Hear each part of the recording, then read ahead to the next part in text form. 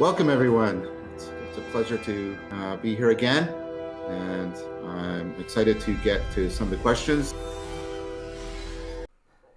Thanks. Rob G., you have a question for John. Hi, John. It's good to hear your voice. Hey, Rob. Always good to hear yours. How are you? It's hasn't snowed here yet, so I'm pretty happy. Rob's in Florida, so he's lucky. Yeah, no, I'm doing very good. I just want to echo beyond my question that you've made me realize new things, and I've met new people, and I've discovered new parts of myself, and all thanks to your meditation and your 50 episodes and your dialogue. So I think it's what I think you to add to. I think you go on the ground, like you're here right now, where I think a lot of people wouldn't find profit in that, to use that word kind of particularly. And it's just really impressive to see someone with as much status as they could capitalize still interacting down on the ground. So, Well, I think very highly of Brett and Mark, and we will have some theoretical disagreements here and there, but that does in no way trespass upon respect and the appreciation I have for what they're doing here, and so I've made this commitment, and it matters to me, and I want to keep it going. And also the commitment I made to the Sangha, the commitment I've been making to doing the philosophical fellowship practices. I mean, I just believe in what is happening here on this Discord server and what's happening in other communities taking shape. Like I said, I want to help, and I want Brett and Mark to feel that even if I have criticisms or I have disagreements with them at whatever level, that I still have their back, and that I want to make sure that what they're doing here thrives. So it matters to me a lot for those reasons. Yeah, it's just so beautiful to see, for sure. So my question is kind of related to a couple of the other themes that came up, and when trying to practice understanding virtues of people, especially people that have been dead for 500 or 2,000 years, I really struggle a lot when especially like a Christian, maybe especially a medieval Christian, talks about being devoted to the will of God. I find I can understand humility or bravery, but when I try to take the will of something like that, I just get really stupid, I guess.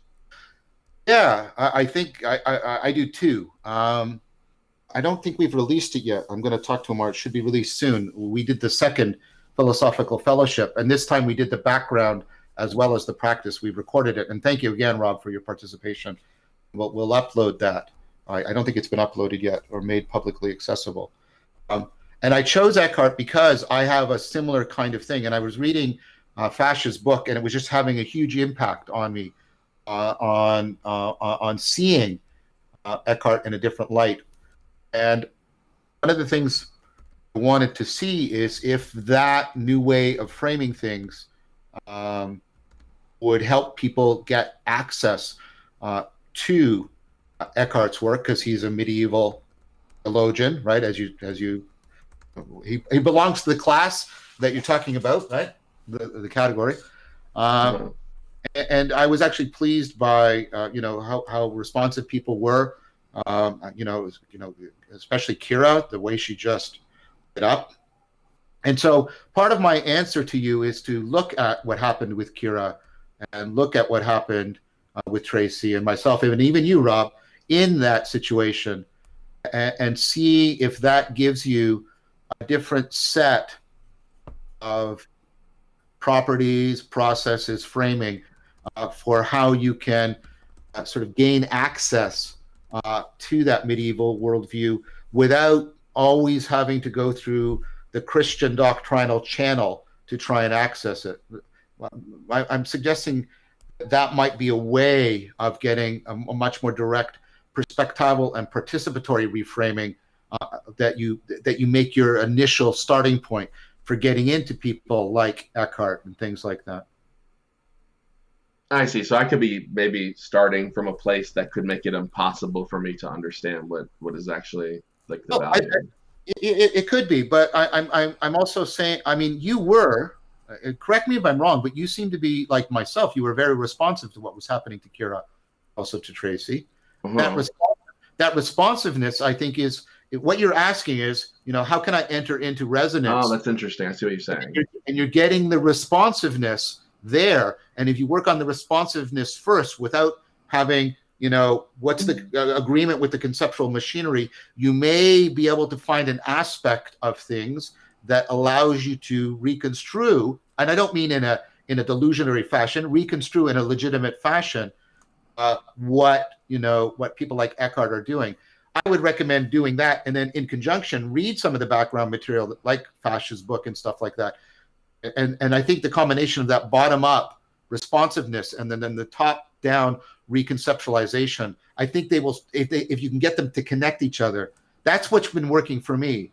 I mean, it was very powerful for me over the holidays because the book on Eckhart and then Bourgeau's book on the Wisdom Jesus gave me something very much in line with what I'm talking to you about right now, and it really opened up the religious aspect of the Christian season in a way that haven't happened for me before. And materially and socially, this was one of the most impoverished Christmases I've ever had. I got maybe one gift, and I got to see maybe 3 or 4 people, right?